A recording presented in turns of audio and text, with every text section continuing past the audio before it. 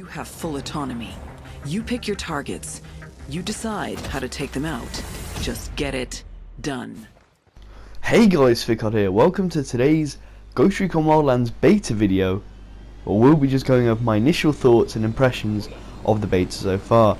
This is part of my Destiny Drought Filler series, where I play a one-off of a game when there's not a lot of content to cover in Destiny. If you enjoyed the video, please leave a like and subscribe for Destiny content. I don't really cover other games, but if you're a Destiny player, subscribe for regular Destiny content. If you didn't like the video, please constructively tell me why. Now bear in mind, all of these opinions are mine. If you don't agree, please constructively tell me in the comments instead of just disliking the video. So let's jump in straight away with the first thing you'll see in the game. So the character customization. As you'll see on screen, there is a hell of a lot, as you'll see on screen now, and I don't know if even more is going to be added in the full game. And remember, bear that in mind, this is a beta demo and everything I'm playing is beta and is subject to change, so nothing is final. So all the complaints and niggles I have with the game may be changed, and so can everything I like about the game, and the things you like or dislike in the game can be changed as well. So you can see it's very in depth, and that just adds a layer of customization to you and a bit more personalization, seeing as how the characters are very bland in the game, and I'll get onto that a bit later, but the characters are very cardboard, and that's one of my major complaints. But the driving mechanics and things, I'd say are very realistic, but very clunky. I'm very disappointed with this beta actually. The movement of the vehicles is very clunky, they feel very heavy. I suppose that's more realistic, but the physics in this game are really weird. There's no ragdoll physics or anything like that. When you get hit, you fall over like an old GTA game. And that's the thing. I have the open world of this game feels very silly. Like, imagine if Phantom Pain's physics, Metal Gear Solid Phantom Pain's physics, met Just Cause's gameplay. It creates that kind of odd feel. But the open world is very real, as you'll see now. You know, there's animals, children everywhere, and it does feel like you are a soldier going in to a foreign land and performing a mission. It's very immersive, I must say, and I do enjoy it a lot. It's very fun with your friends actually, but there is a skill tree in the game. You know, if you've ever seen a skill tree before in a video game, it's just like that. It's not the most in depth, but I'm just going to carry on talking about the game while that's on screen. So like I said, the characters are very cardboard. This game, in my opinion, takes itself way too seriously. The missions are very badass and tactical, but the gameplay of the characters is very clunky at times, which you'll probably see later on, which can sort of detract from that. And also then when you go into the open world after doing like a very serious mission, it is very wacky. It's very much like a sandbox where you just kind of do your own thing, and then you go into a mission. It's super serious. I'm just going to show you a few features in the skill tree now, and I'll continue with what I'm saying. We'll just knock over that barrel. So as you can see, you have night vision, and my gun is in single shot mode at the moment, and I'll just reload that. I can switch to thermal vision as well, so you'll see it will see heat targets, and again I'll now shoot my gun for you in single shot mode with a suppressor equipped, as you can see, and now it's full auto, and now one shot again. Now I'll just reload. If you look in the bottom left, and changing all the settings, so it's single shot with a suppressor, and then full auto with a suppressor, and then suppressor off, and then single shot with the suppressor off, and full auto with the suppressor off. Now looks like we might have a chance to use this in a second, as there's a guy on the map coming up. But as you can see, there's a lot of military style gameplay. It's very realistic. It's almost a simulation in some ways.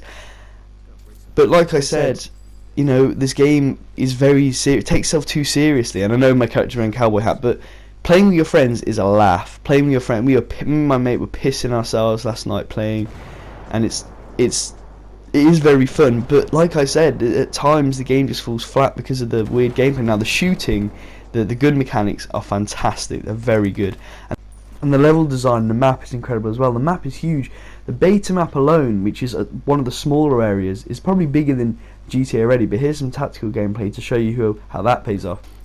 And then later on you'll see some more sort of going in loud gameplay, but I don't want to say that the graphics are downscaled, because I'm playing on console, and on PC it does look much better.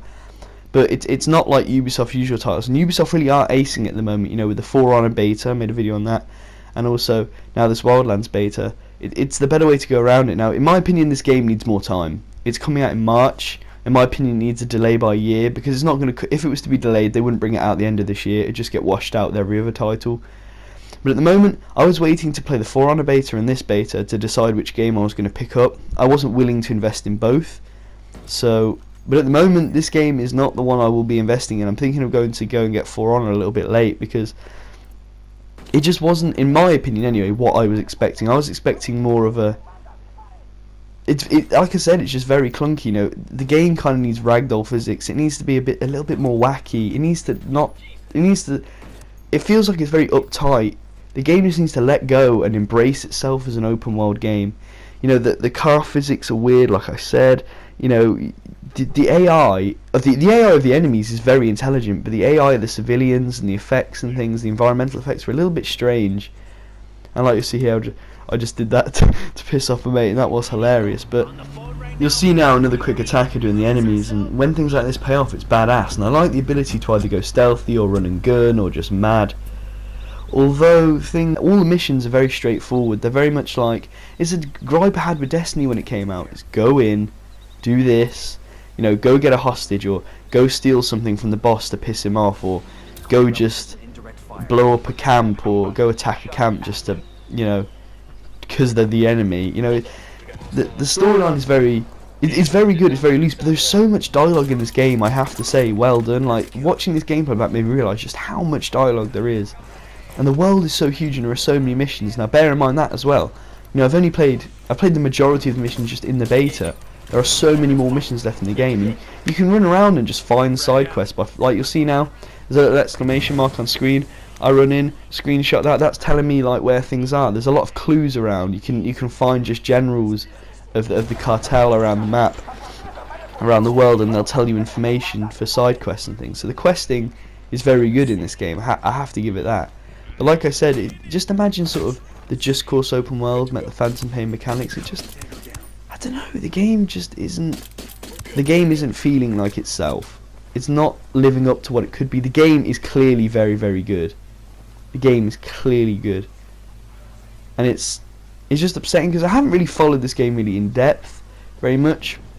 But I have been following it as in, like, I've been really excited for this game. When I've got to play it, it's just not as good as a lot of other games, really.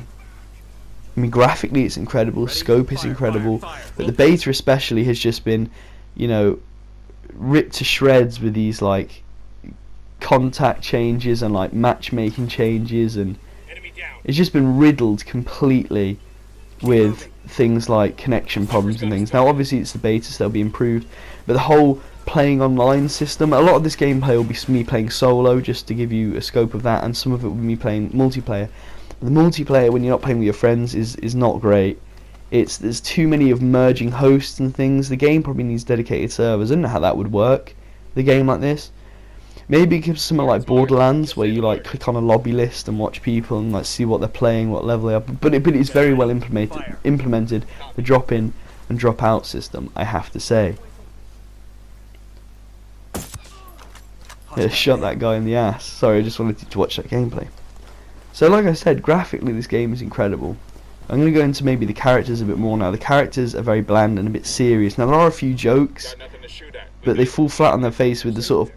Your protagonist is quite poorly voice acted, but the rest of the characters in the game are quite good. And you're going to see now what happens if you go in, you know, a little bit harder. Now to be honest, this shows that it is arguably just really easy to go in like a madman. If you're a fan of a game like Call of Duty or something fast-paced, you may not enjoy this game because it falls flat on its face when you're running in like an idiot because of how clunky it is. But going in tactical makes the game look a hell of a lot harder than it actually is. And I suppose if you go in more tactical, it's more rewarding, goes along with the story very well. You know, the story of the area you're starting in the beta is like you're trying to hunt down this couple that do the torturing for the cartel and stuff, and you get all the evidence to all the missions. It's actually really good. You'll see the boss fight in a few moments. But you know, that's going to prove to be very interesting when the final game comes out, to see what those other boss encounters are like. Because this one was very easy. There wasn't too much to it. Although I was playing it with a few friends, and I was actually like laughing my head off. You know, just you talking to your mates, the banter with the gameplay makes the game a hell of a lot more fun, and it makes it, you know, playing on solo, in my opinion, this game isn't great. It really isn't that good playing on your own. It's a little bit boring unless you find almost simulating doing these missions fun. It's not great, and your teammate AI is a hell of a lot worse than the enemy AI, so it's really annoying. And when you're having to like kill all the enemies because your teammate AI is so bad, again, the clunky gameplay can create some frustrating moments. But playing with friends makes it, you know, a million times better. It's so much more fun. Advance on the lodge. Stay alert. Just let you watch a bit of gameplay here. Now the movement does look a lot better when you're going slow, but it's when you're sprinting around, it makes the game just, I know, literally the fundamental flaw in this game is just how it's almost awkward. The physics of the game are just strange. It is just strange. I can't put my finger on it. That's why I keep talking about it. It's just strange. And so, as I was saying, the story's gonna be very interesting to see how it pieces together. To see when you finally get to like the final boss. I don't want to ruin the story too much, but it is very immersive. I have to give it that. You know, if you want a simulation of this, going in and infiltrating a cartel, this is probably the game for you. But I might have preferred more actually infiltrating the cartel, like maybe missions where you go in and, you know, actually become part of the cartel and things, and you take them out from the inside out, things like that. But the game really is just you run here, shoot up the guys, collect a car or collect a hostage and get them out. It's just this game really is very brutal, as you'll see. It really doesn't hold back on you know, gore or violence, especially this opening area when we're looking at the people being tortured and things. There's lots of areas where you'll see just a carteller guy just beating someone up on a post or something, and you can stop it from happening or something. But the open world, like I said, feels very alive and very you'll see here I blew my mate up because I couldn't get the grenade through the door. But like I said, one of the main things the game does very brilliantly is the open world, how immersive and realistic it is, although going along with the strange physics can sort of make the game a little bit awkward. It is a bit of an awkward game, but there are a ton of customization, a ton of weapons, which is brilliant. And of course, you know, fighting alongside the rebels and throwing in mortar strikes and things just makes the game really fun. There are literally hundreds of ways to attempt every encounter, and although the clunky gameplay and the inconsistent level of difficulty between missions can make this a little bit, well, inconsistent and a little bit fall flat on its face at times, the game is still very good and has a large replay factor because of this. I know I have played almost every mission in this game a couple of times now just from playing online, and you know, it is fun to attempt different methods of attack. Now I just want to go over a few points before we wrap up this video that I don't think I really made clear while talking. The open world is absolutely huge, although filled with quite a lot of dead space, I'd say, and that's the best terminology I can use. There's a lot of areas that are so dense with trees and rocks, although making the game more beautiful and large. This is the largest, you know, world Ubisoft have ever made, as they say. There's a lot of areas so inaccessible that you may never really venture from fields, roads and side tracks because it's so dense. And for me that can, again, just ruin the gameplay a little bit, especially with the clunky movement. The vehicles, you know, the helicopters are good, although a little bit hard to maneuver with camera and direction at the same time. Maybe you need a better control scheme, maybe you can customise your controls, I don't know, never really experienced that. The driving physics and the general physics in general are a little bit weird, as I've said. But the shooting and things are fantastic, the open world is brutal yet beautiful, the weather effects are amazing and really immersive, the graphics and customization are incredible, the ability to change the way you take on an encounter is also brilliant.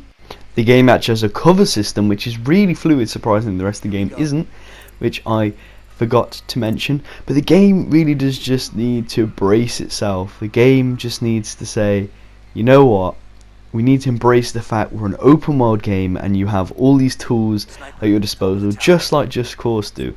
And I don't want to turn this game into a co-op Just Cause, because don't get me wrong, the game is very good, it's an exceptional game, it's incredible, but sometimes, and the seriousness of the characters and things can make the game feel a little bit corny at times, but that's just my opinion. Now bear in mind all these niggles and things I've had with the game. It is a beta, so everything is subject to change. I can't see them changing things like the physics or the dialogue, but you know, game comes out in a month. But in my opinion, the game just needs more time. It needs more polishing, definitely. The gameplay is very clunky at times. The physics are very strange, and like I said, it's a little bit too serious. But at the end of the day, that's just because I was expecting maybe a different product, but that is just my opinion. And if you disagree with my opinion, please constructively tell me why in the comments instead of just disliking the video. For this game to appeal to more people, a PvP mode would be really good, but you know, that could possibly come with DLC, like the Division changed quite a lot. But now, I just want to say thank you for watching the video. Like, share and subscribe to help me grow. If you're looking for a Ghost Recon Wildlands channel, this is not the one, unfortunately. I'm a Destiny channel. I primarily cover Destiny, so if you're a Destiny player, subscribe for regular Destiny content, and check the links in the description. I've got some cool videos if you enjoy Destiny that I think you will like. And also follow me on social media. My Twitter is on screen now. And again, like I said, thank you for watching the video. Hit the bell to be notified on uploads, and I'm going to leave you with some gameplay for about a minute, just so you can see what this game looks like raw. I hope you enjoyed this Tom Clancy's Ghost Recon Wildlands beta impressions video. It's not a review of the full game, as this is only a beta. It's a really good game, but doesn't live up to the hype. But we'll see when the game is released.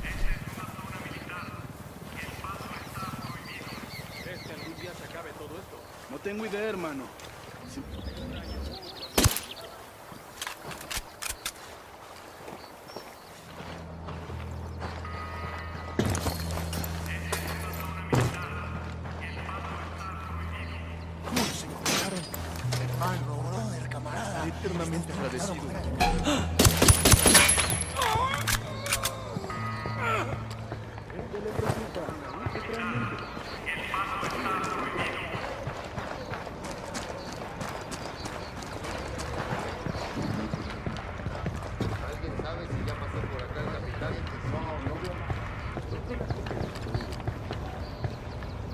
No.